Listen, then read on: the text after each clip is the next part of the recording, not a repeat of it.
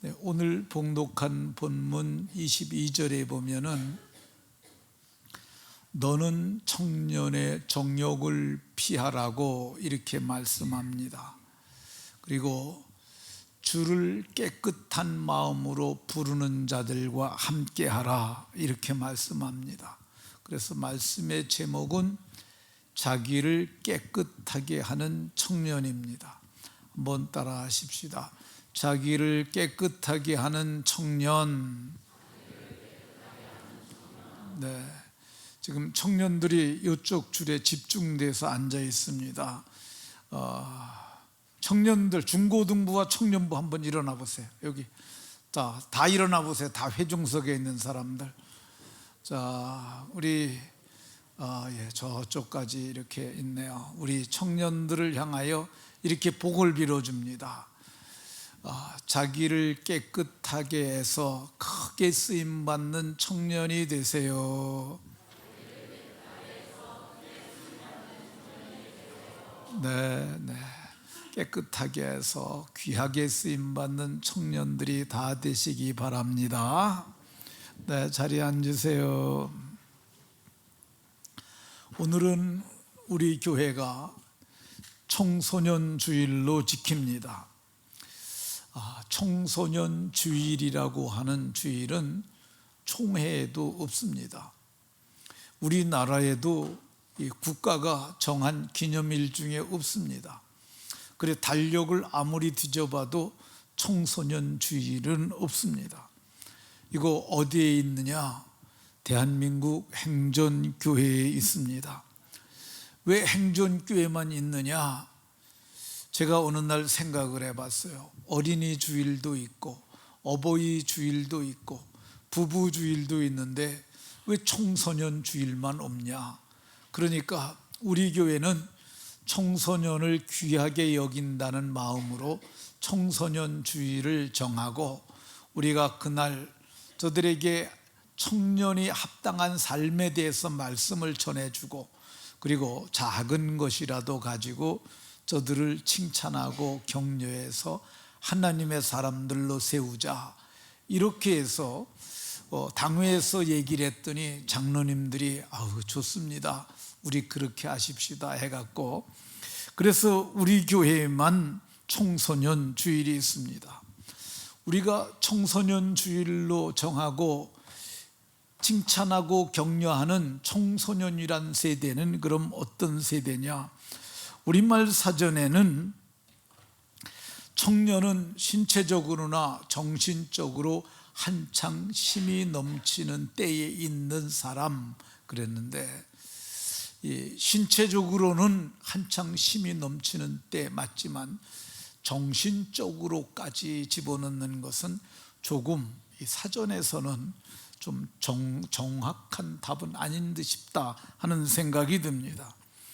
기본적인 의미는 청년은 나이가 20대에서 30대 초반에 있는 젊은 남자, 사전에서는 이렇게 정의하지만은 요즘 세대가 애들이 좀 조숙합니다.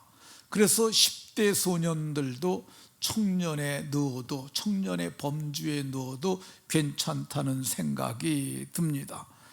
오늘 봉독한 본문의 청년이라고 하는 이 단어는 이 히랍의 원래 쓰여진 단어 의미는 청년 혹은 어린 어린 세대 등 이렇게 표현을 합니다. 이런 관점에서 보면은 유대 사회에서는 12살에 성인식을 합니다. 그러니까 성인식을 하고 그리고 대제사장이 취임하는 나이인 30세 그 범주를 청년으로 보았던 것으로 보여집니다.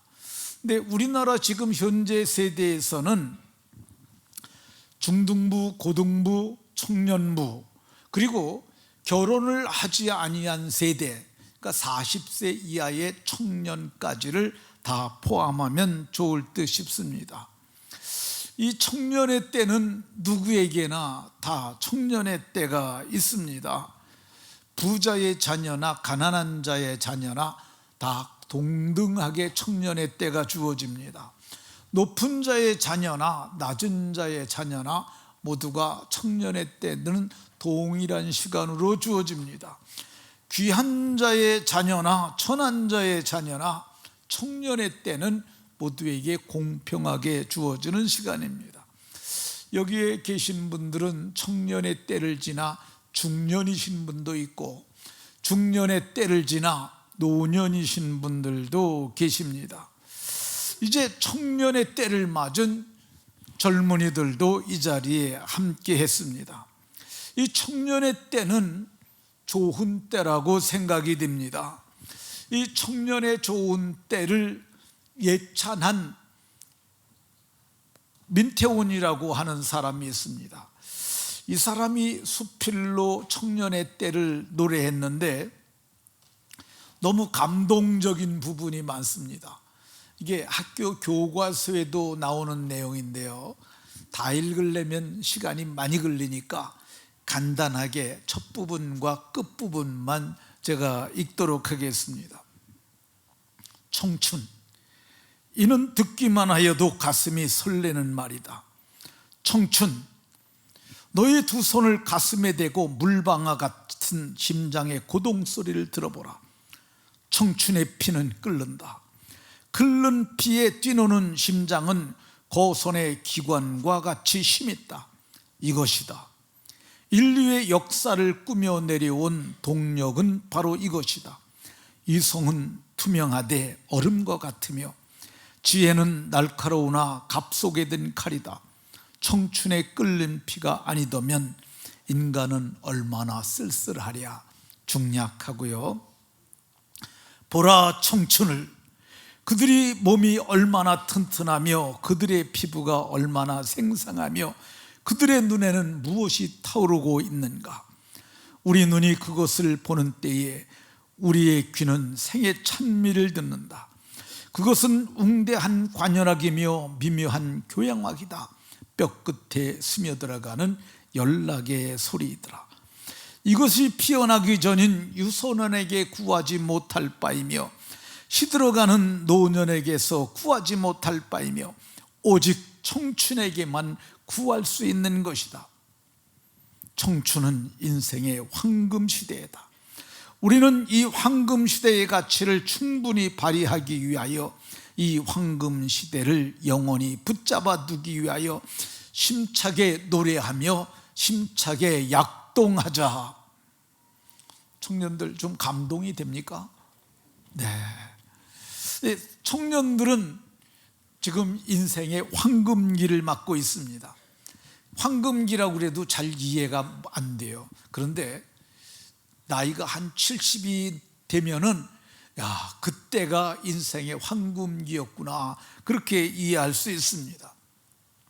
우리 청년들은 이제 인생의 황금기를 지나고 있으니까 인생의 때를 아는 복이 있으시기 바랍니다. 그럼 청년의 때는 어떤 때일까? 오늘 성경 21절을 보게 되면 귀히 쓰이는 그릇이 되어 귀한 그릇으로 모든 선한 일에 준비함이 되리라. 귀한 그릇으로 준비하는 시기가 청년의 시기라고 할 것입니다. 이 사람은 다 때가 있는데 청년의 시기는 자기를 준비하는 시기예요. 청년들은, 우리 청소년들 거의가 학교 다니잖아요, 그죠? 학교에서 학문을 하는 거예요. 학문으로 지식의 그릇을 준비하는 거고요. 또 기술을 배우는 청년들도 있어요. 기술로서 자기의 인생의 그릇을 준비하는 때이기도 하고요. 그리고 신앙과 인격을 닦아가지고 그들의 인격과 신앙을 준비하는 시기도 합니다. 성경은 이렇게 준비하는 청년들을 그릇이라고 표현합니다. 성경은 사람들을 다 그릇이라고 표현을 해요. 사도행전 9장 15절에 보면 하나님께서 아나니아라는 사람을 부르십니다. 그리고 아나니아에게 말씀하셨어요. 지금 사울이 금식하며 기도하는 중에 있다. 너는 가서 이 사람을 축복하라고 얘기를 합니다. 그러면서 이 사람은 내 이름을 위하여 이방인들과 임금들과 이스라엘 자손들에게 전하기 위하여 택한 내 그릇이라, 나의 그릇이라고 이렇게 말씀합니다. 성경은 하나님을 어떤 분이라고 말하느냐 하면, 하나님은 그릇을 만드는 토기장이라고 또 이렇게 표현을 합니다. 토기장이가 진흙 한 덩어리를 가지고 귀 쓰는 그릇도 만들 수 있고 천인 그릇 쓰는 그릇도 만들 수 있는 권위 없느냐? 마찬가지로 하나님께서는 어떤 분이냐? 사람을 하나님이 쓰시는 그릇으로 만들 수 있다고 얘기를 합니다. 근데 이 그릇 중에는, 하나님이 만드신 그릇 중에는 진노의 그릇이 있습니다. 진노의 그릇. 진노의 그릇은 별로 좋은 그릇이 아니에요. 애굽의 바로 왕을 진노의 그릇으로 표현을 하셨고요, 이 진노의 그릇은 멸하시기로 준비된 그릇이라고 얘기를 합니다. 하나님께서 멸망시킬 사람들이라고 그래요. 북한의 김일성 씨와 같은 그 사람, 진노의 그릇이죠. 전쟁을 일으켜서 수백만의 사람의 사상자를 냈으니까 진노의 그릇이 맞습니다. 그 아들 김정인 수백만을 고난했다라고 그래서 수백만의 사람을 굶어 죽였으니까 이 사람 진노의 그릇 맞습니다. 김정은 정권은 핵폭탄을 만들어 가지고 남한을 불바다 한다고 지금도 그 공언을 하고 있지 않습니까? 그들은 그 헌법 전문에다가도 그거를 남한이 주적이며 그 핵무력을 사용할 수 있다는 것을 명시적으로 놓았어요. 이 사람들은 진노의 그릇입니다. 반면에 하나님께서 만드신 그릇 중에 긍휼의 그릇이 있습니다. 긍휼의 그릇은 어떤 사람이냐?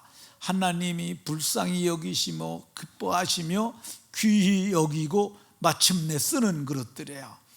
누가 긍휼의 그릇이냐? 모세가 긍휼의 그릇이었어요. 이스라엘 백성들이 긍휼의 그릇이었어요. 복음을 전하는 사람들이 다 긍휼의 그릇이었습니다. 이 9장 24절에서는 이 그릇은 우리니, 긍휼의 그릇이 누구냐? 우리들 복음을 전하는 일꾼들이었다고 이렇게 얘기를 합니다. 그러면 그 사람들만 긍휼의 그릇이냐? 아닙니다. 24절 하반절에 보면 유대인 중에서뿐 아니라, 유대인들이 긍휼의 그릇이 있고요, 이방인 중에서 부르신 자니라. 그러니까 이방인 중에서 부름받은 사람들이 누굽니까? 저희들이잖아요. 저희 복음의 이방인이었고 혈통적으로도 이방인들이었는데 우리가 하나님이 택하시고 때가 되며 부르셨어요. 부르심으로 말미암아 우리가 그리스도를 주로 모시게 됐잖아요. 그러니까 저와 여러분들이 모두가 긍휼의 그릇인 줄로 믿으시기 바랍니다. 근데 이 긍휼의 그릇 중에 그릇이 하나 더 있는데 연약한 그릇이 있습니다. 이 연약한 그릇에 대해서 말씀하신 분들은 베드로 사도님인데, 베드로 사도께서는 남편들아 이와 같이 지식을 따라 너희 아내와 동거하고 그를 더 연약한 그릇으로 알라고 이렇게 얘기를 합니다. 그러니까 여자는 약한 그릇이에요. 지을 때부터 하나님이 약하게 지었어요. 몸도 약하고 마음도 약해요. 그러니까 물론 센 사람도 간혹 있긴 있는데 다수가 약합니다. 그래서 성경은 뭐라고 그러냐?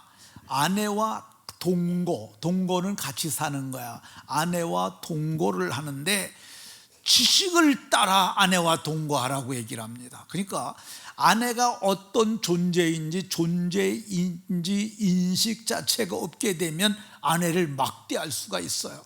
그렇게 되면 약한 그릇이 상할 수 있고 깨질 수 있으니까 너희는 그렇게 하지 말고 하나님의 지식을 따라서 아내는 약한 그릇이다. 한번 남자들만 따라해 봅시다. 여자는 약한 그릇이다. 약한 그릇으로 알고 섬기라고 이렇게 말씀합니다. 그러면 청년의 때가 좋은 그릇으로 준비되는 때라고 했는데, 좋은 그릇으로 준비되려면 어떻게 해야 될까? 해서는 안 될 것. 22절에 너는 청년의 정욕을 피하고. 청년은 정욕이 넘치는 시대입니다. 힘도 넘치고 정도 넘치고 욕정도 넘치는 때예요. 정욕을 따라 살게 되면 인생이 실패할 수가 있고요, 이것 때문에 망가질 수 있고, 이것 때문에 힘든 때를 만날 수 있습니다. 최근에 연일 뉴스 시간마다 나오는 사람이 있는데, 김호중이라고 하는 청년입니다. 이 사람이 청년의 정욕을 이기지 못하고 정욕대로 살다가 아주 힘든 때를 보내고 있는 것 같습니다.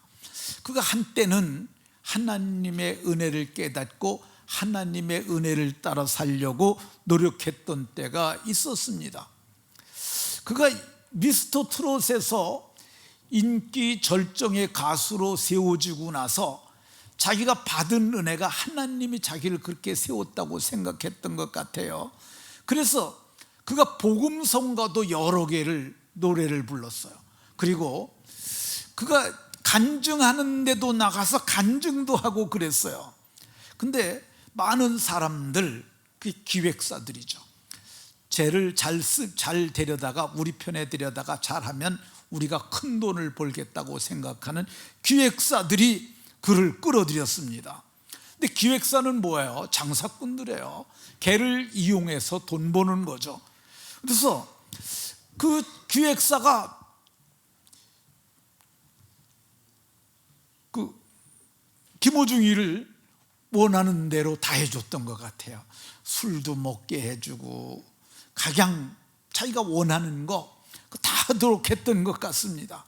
그래서 정욕대로 살다가 그만 몰락이 시작됐습니다. 누군가 저를 붙잡아주는 사람이 있었어야 했어요. 그런데 그는 붙잡아주는 사람은 없고 그 기획사만 그들을 이용해서 돈을 벌려고 했던 것 같습니다. 그 소속사가 그를 짐승처럼 지배하고 저는 사육했다고 봅니다. 결국 그는 지난 주간에 쇠고랑을 차고 말았습니다. 참 저는 저 모습을 보면서 많이 안타깝고 마음이 참 아팠습니다. 저가 하나님을 아는 자 같았는데 매일 큐티만 했더라도 저 지경에 이르지 않았을 겁니다. 교회가 정해진 교회가 있고 가서 예배를 하는 사람이었다면 저 사람 저렇게 안 됐을 것 같아요. 우리 교회 청년들처럼 술도 먹지 아니하고 담배도 아니했다면 저렇게 되지 않았을 텐데 참 안 됐다는 안타까움이 듭니다. 사고가 났을 때 대처를 잘못한 것도 큰 저는 원인이라고 생각이 들어요. 근데 제가 생각하기에 그런 부분에 대해서 매뉴얼로 소속사가 교육을 했었을 수도 있어요. 네가 제일 중요하다. 네가 만약에 잘못되게 되면 우리 공연 다 취소되면 수십억 배상해야 되는데, 그러니까 네가 제일 중요하니까 네가 무슨 일이 생기면 우리는 너를 보호해야 하고 너는 여기서 벗어나야 된다. 아마 그런 교육을 받았었던 것 같습니다. 근데 사고 났을 때 유명인이든 무명이든 반드시 해야 되는 거 있습니다. 사고가 났으면 도망가면 안 됩니다. 여러분들 도망가려고 하지 마세요. 그거 하나님이 아십니다. 또 누가 압니까? 내가 알아요. 내 양심이 그걸 다 기억하고 있어요. 이게 우리에게는 기억이라는 게 있잖아요. 기억. 사람은 다 몰라도 그래도 기억이라는 게 있어요.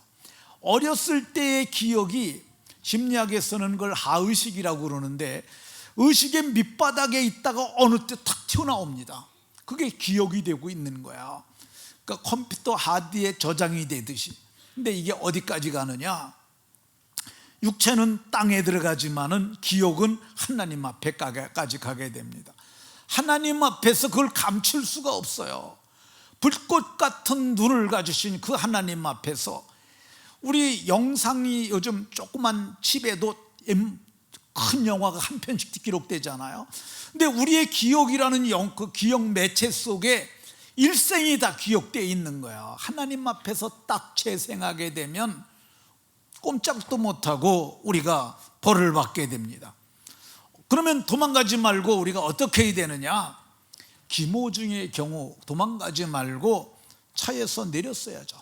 사고가 나자마자 차에서 하차해서 기사님 찾아가서, 택시기사였잖아요. 다치지 않으셨어요? 괜찮으세요? 뭐 자기를 정체를 밝히면 더 좋았을 거예요. 저 김호중입니다. 제가 모든 책임지겠습니다. 기사님은 가만히 계셨고 제가 다 받았으니까 자동차 수리부터 시작해서 모든 배상까지 제가 다 하겠습니다. 근데 여기 도로이니까 제가 차를 좀 딴 한적한 곳으로 옮기겠습니다. 어느 주차장이든지 하든지 어느 장소 정해서 끌려오라고 그러고 기획사들 와서 수습하라고 그랬으면은 그거 아무 문제 되지 않는 거야. 그거 간단하게 수습될 수 있습니다. 법대로 경찰이 봤다 할지라도, 경찰에게 다 걸렸다 할지라도 그거 술 먹었다면 음주사고죠. 그 혈중 알코올 농도가 많으면은 면허 취소됩니다. 면허 취소되면 돼요. 자동차 망가진 거 배상하면 됩니다. 그리고 유명한 가수니까 아마도 대국민 사과 정도는 해야 했을 것입니다. 그런데 기획사들, 그 사람 돈벌이 하는 장사꾼들이잖아요. 그 사람들이 세뇌시키고 그 사람들이 가리킨 대로 거짓말하기 시작했어요. 우선 이 위기를 모면하기 위해 도망가자. 그래가지고 도망가가지고 옷 바꿔 입히고 다른 사람 자수했다고 하고, 그리고 술 안 먹었다고 그러고 입에 댔다는 등, 그게 다 드러났지 않습니까? 그러니까 왜 이렇게 되느냐? 성경은 그렇게 얘기를 해요. 거짓말하는 것이 마귀가 하는 것이라고 얘기를 합니다. 왜 거짓말하느냐? 마귀에게 속해서 거짓말한다고 성경이 말합니다. 이 세상은요, 세상은 사탄에 의해서 지배되고 있어요. 그러니까 거짓의 아비 마귀가 세상은 다 속이고 속으면서 그렇게 살아가고 있습니다. 진리에 서지 못하고요, 거짓말하다가 인생을 망치게 됐습니다. 그러니까 우리는 이렇게 거짓된 삶을 살면 안 되는 줄로 깨달으시기 바랍니다. 진실된 그릇으로 청소년들이 잘 준비되기를 바랍니다. 두 번째, 좋은 그릇이 되려면 어떻게 해야 되느냐? 어리석고 무식한 변론을 버리라고 이렇게 말씀합니다. 이 변론이라고 하는 원문의 의미는 토론, 논쟁과 같은 거예요. 이 당시에 많은 논쟁이 됐던 게, 논쟁이 뭐냐? 그게 디모데전서 4장 7절에 있는 망령되고 허탄한 신화, 이겁니다. 신화. 그리스는 신화가 많은 곳이에요. 그러니까 이 유럽 쪽으로 돌아가면서 에게해를 건너가지고 복음이 전했던 그쪽 전체가 다 신화의 땅이라고 봐도 틀리지 않아요. 근데 신화가 재미난 옛날 얘기가 아니라 그 신화를 그들은 그걸 신앙으로 받아들였어요. 그래서 신전이라는 것이 있고 그들을 신들을 섬겼습니다. 근데 그거 가지고 변론하지 말라고 얘기를 하고 있습니다. 오늘날에 대한민국에서도 많이 변론되는 것, 논쟁되는 것 있는데, 이거 교회에서 논쟁하는 것 별로 바람직하지 않은 것 같습니다. 좌우 이념 논쟁은 하지 않는 것이 좋은 것 같습니다. 믿음 있는 형제 중에도 좌에 속한 사람이 있고, 믿음이 있는 형제 중에서도 우에 속한 사람이 있습니다. 이거 논쟁해봐야 끝도 없고 답도 없습니다. 그러니까 이런 논쟁 하지 말라고 이렇게 얘기를 합니다. 이번에 민주당에서 25만 원 지원금, 민생지원금 주겠다고 공약을 해서 그게 되고 있습니다. 근데 그거 가지고도 말들이 많습니다. 근데 어떤 사람들은 그거 채무가 더해져 가지고 우리 후대에게 빚이 되는 거 아니냐. 반면에 어떤 사람들은 그거 우리에게 지금 필요한 거다. 어떤 사람에게는 그게 한 달 반찬값이 될 수 있고 한 달 어디 다니는 기름값이 될 수 있는 거다. 어떤 동호회에서 그거 가지고 싸움이 났다고 뉴스가 났어요. 근데 성경은 뭐라고 그러냐? 그런 거 갖고 논쟁하지 말라고 그럽니다. 오늘 24절에서는 주의 종은 마땅히 다투지 아니하며 그런 거 갖고 다투지 말라고 그럽니다. 그럼 교회의 청년들은 다투지 말고 뭐를 해야 될까? 베드로 사도님이 무엇보다도 뜨겁게 서로 사랑할지니, 무엇보다도 서로 뜨겁게 사랑할지니 사랑은 허다한 죄를 덮는다고 얘기를 합니다. 그러니까 주의 청년들은 어떻게 자기를 준비해야 되느냐? 사랑으로 선한 일을 해결할 수 있는 역량 있는 그리스도인이 되도록 자기를 준비해야 할 줄로 믿으시기 바랍니다. 오늘 성경은 또 좋은 그릇이 되려면 반드시 해야 될 것을 말씀합니다. 하지 말아야 할 것, 해야 할 것이 있는데, 해야 될 것이 있는데 그게 뭐냐? 우리가 이 보배를 질그릇에 가졌으니 가장 중요한 건 뭐냐? 우리 몸이 질그릇이에요. 흙으로 만든 그릇이에요. 여기다 보배를 가져야 된다고 얘기를 합니다. 이 보배를 질그릇에 가졌으니, 이건 가졌으니라는 말은 이미 갖고 있다는 뜻이에요. 근데 가지려고 하면 못 가졌더랄지라도 지금도 가질 수 있다는 뜻이기도 해요. 그러니까 누구든지 가질 수 있는 거예요. 그러면 이 보배가 뭐냐? 지금 제가 이렇게 말을 할 텐데 좀 어렵게 들릴 수 있어요. 그래도 뭔 소리인지 모르겠어 하고 귀를 막지 마시고 끝까지 집중을 하면 아, 이게 이거구나 이해할 수 있어요. 우리 청소년들 좋은 그릇이 되려면 이게 있어요. 질그릇에 육체 속에 그걸 가져야 돼. 그게 뭐냐? 고린도후서 4장 6절에서 이렇게 말씀합니다. 어두운 데를 빛이 있으라 말씀하셨던 그 하나님께서 예수 그리스도의 얼굴에 있는 하나님의 영광을 아는 빛, 그것을 가져야 된다고 이렇게 말씀하고 있습니다. 그러면 어두운 때를 비치라 이렇게 말씀하셨던 그때가 언제입니까? 그가 태초예요. 태초에 하나님이 천지를 창조하셨는데 그때 땅이 혼돈하고 공허하며 흑암이 깊음 위에 있으며 그 어두운 거야. 근데 어두운데 빛이 있으라 하심에 빛이 있었다고 이렇게 말씀하고 있습니다. 이 어두운 데를 비치라 말씀하셨던 하나님께서 빛이라 하셨던 그 빛이 어떤 빛이냐? 그 빛을 예수 그리스도의 얼굴에 있는 하나님의 영광을 아는 빛이라고 이렇게 말씀합니다. 예수 그리스도의 얼굴에 있는 하나님의 영광을 아는 빛이 그게 누구냐? 예수님이 말씀하시길 그게 나다라고 얘기를 하세요. 나는 세상의 빛이다 라고 말씀하셨어요. 하나님의 영광을 아는 빛을 우리가 예수님을 믿을 때 우리 마음에 비침을 받습니다.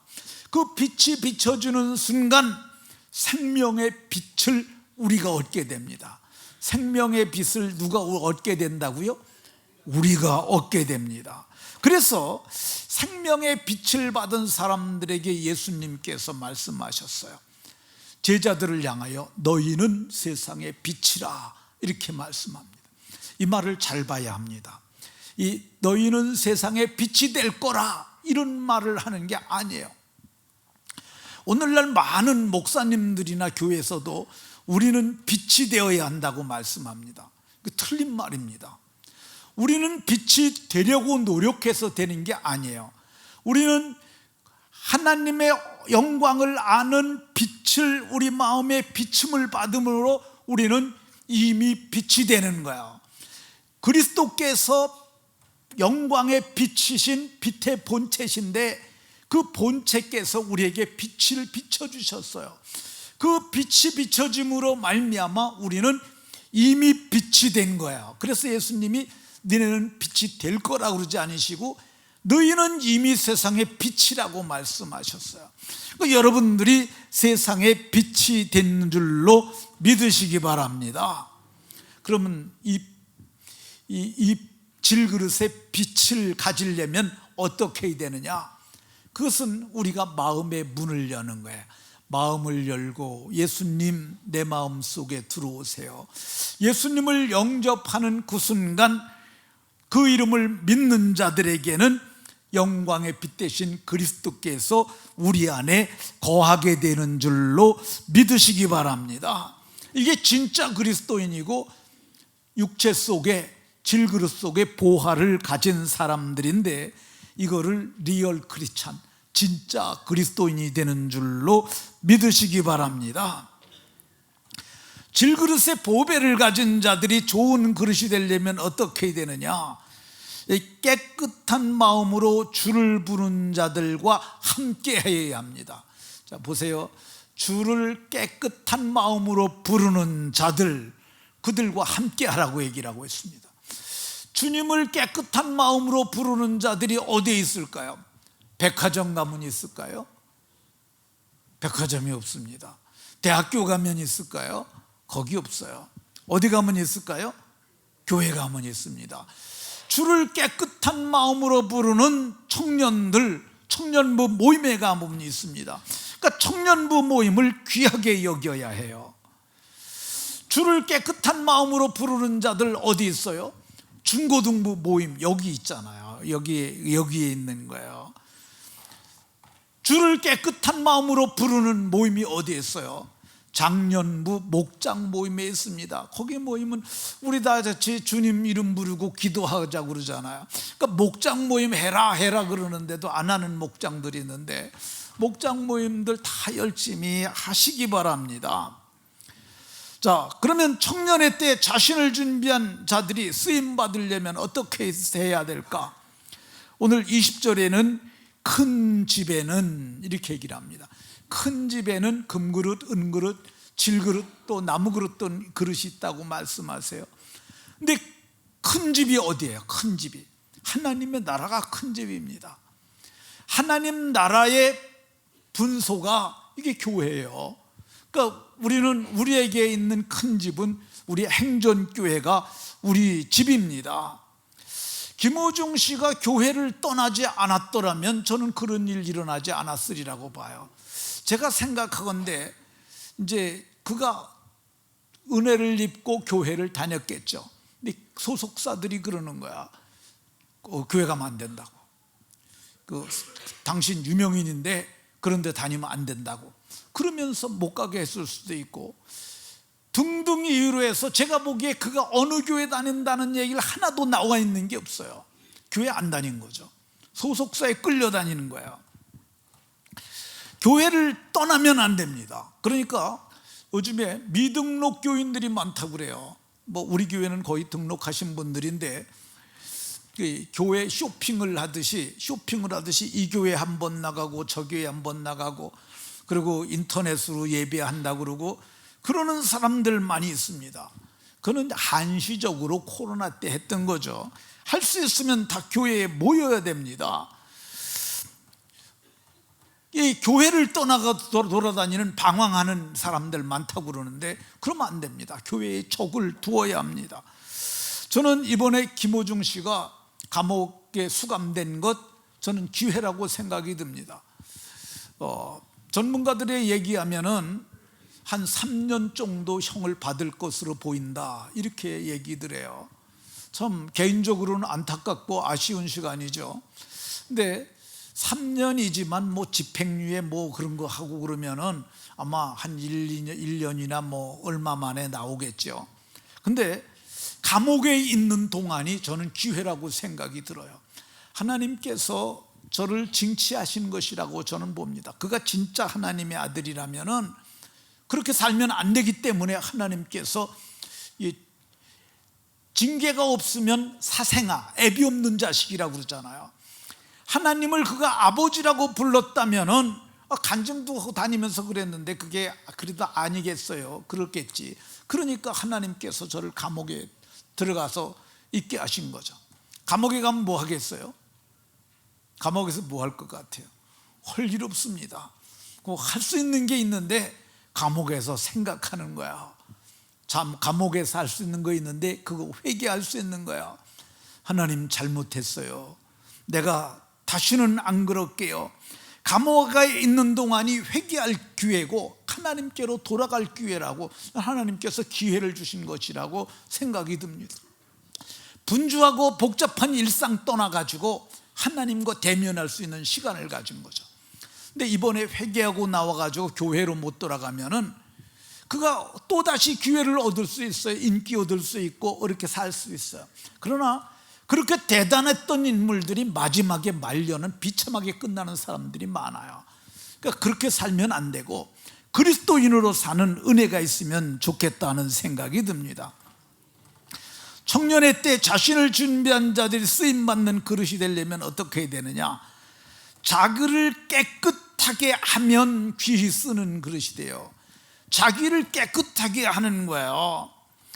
손님이 왔는데 금그릇이 있어요. 그런데 너무 더러운 거야. 그걸 어떻게 낼 수 있겠어요? 쓰지 못하는 거야. 금그릇이라도 자원이 좋아도 쓸 수가 없어요. 사람이 어떻게 더러워지느냐? 마음의 정욕대로 더러움에 내어버려 두사. 이게 사람들이 정욕대로 살고 계속 그러잖아요. 하나님이 그럼 더러운데 버려둔다는 거야. 더러움에 내어버려 두사. 이거를 좀 어려운 말로 육이라고 그래요. 아기가 태어났는데 그냥 자기가 키우지 않고 버리는 거, 그게 육이에요. 개도 버리면 그걸 유기견이라고 그러잖아요. 근데 마음의 정욕대로 여러 번의 경고를 냈음에도 불쾌하니까 하나님이 버리는 거야. 이러면 더러워지나요? 정욕대로 더럽게 버려둔다는 거예요. 버려주면 더러워지는 거야. 사람이 어떻게 더러워지느냐? 너희 손가락이 죄악에 더러워졌으며 행위로 더러워져요.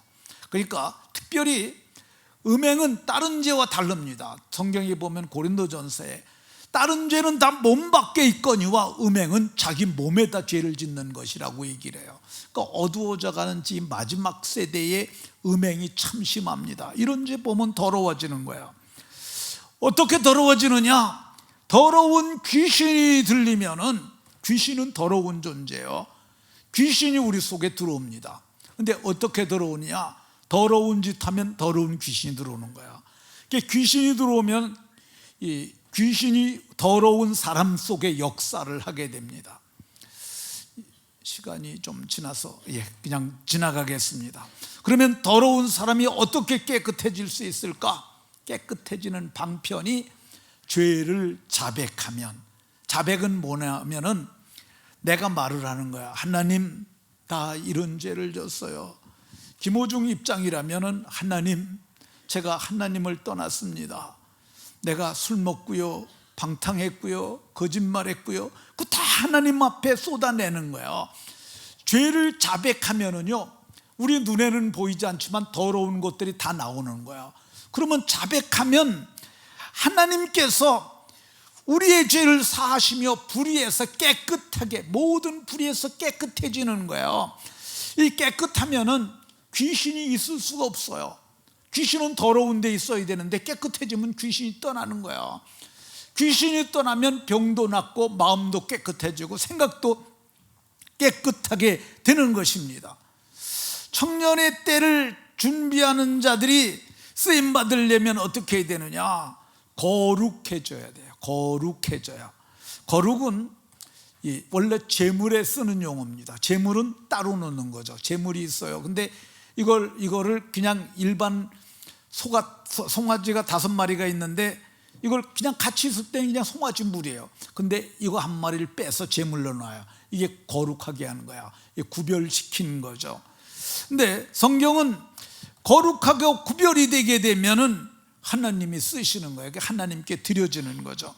근데 마찬가지입니다. 우리 청년들이 거룩하게 구별되면은 따로 쓰는 거죠. 아까도 얘기를 했었는데 지난해 졸업한 고등학교 3학년 청년들이 초등학교 졸업하면서 청년부로 올라갔어요.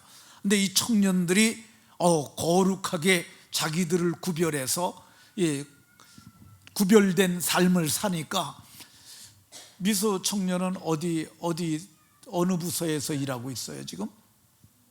중고등부에서 섬겨주고 있고, 그리고 저기 한정은 집사님 딸은 거기 어디 섬기고 있어요? 중고등부. 그러니까 다들 깨끗하게 하니까 여기도 오세요, 여기도 오세요. 그러니까 찬양단에서도 오라고 그러고 찬양대에서도 오라고 그러고 교회 학교에서도 오라고 그러고 그래서 쓰는 겁니다. 자, 마지막으로 한 가지 더 얘기를 하면 준비된 자들이 쓰임 받으려면 어떻게 해야 되느냐? 온유해야 돼요. 오늘 25절에 보면 온유함으로 훈계할지니, 온유한 자가 되어 그 다음에 훈계가 따라올 수 있는 거. 온유함이 중요한 거예요. 이 온유를 나약한 거나 유약한 것으로 오해하는 사람들이 있어요. 그런 거 아닙니다. 온유는 예수님이 가지고 있던 성품이에요. 예수님께서 나는 온유하고 겸손하니, 예수님이 온유하고 겸손하셨어요. 이 온유하고 겸손한 사람이 큰 일을 합니다. 성경은 모세는 지면의 모든 사람들보다 온유함이 더하였다 이렇게 얘기를 하고 있습니다. 지면에 있는, 땅에 있는 모든 사람 중에 모세가 가장 온유한 자가였다고 얘기를 합니다. 그러니까 모세는 어떤 일을 합니까? 이스라엘 백성들을 애굽에서 이끌어내는 거죠. 이거는 생내적 온유가 아니에요. 생내적은 태어날 때부터 그런 게 아니라는 거야. 그러니까 개를 보면 어떤 개가 순한 개 있잖아요. 그건 태어날 때부터 순한 개예요. 종자가 그런 거야. 근데 성경이 얘기하는 온유함은 어떤 거냐? 생내적 온유가 아니라 예수 그리스도를 믿음으로 말미암아 그리스도를 닮은 신적 성품을 가진 거룩한 사람입니다. 이런 사람이 되게 되면 하나님께서 쓰시는 그릇이 됩니다. 우리 중고등부 그리고 우리 청년들 다 깨끗한 그릇이 돼서 하나님이 쓰시는 복이 모두에게 있으시기를 예수 그리스도의 이름으로 축원합니다.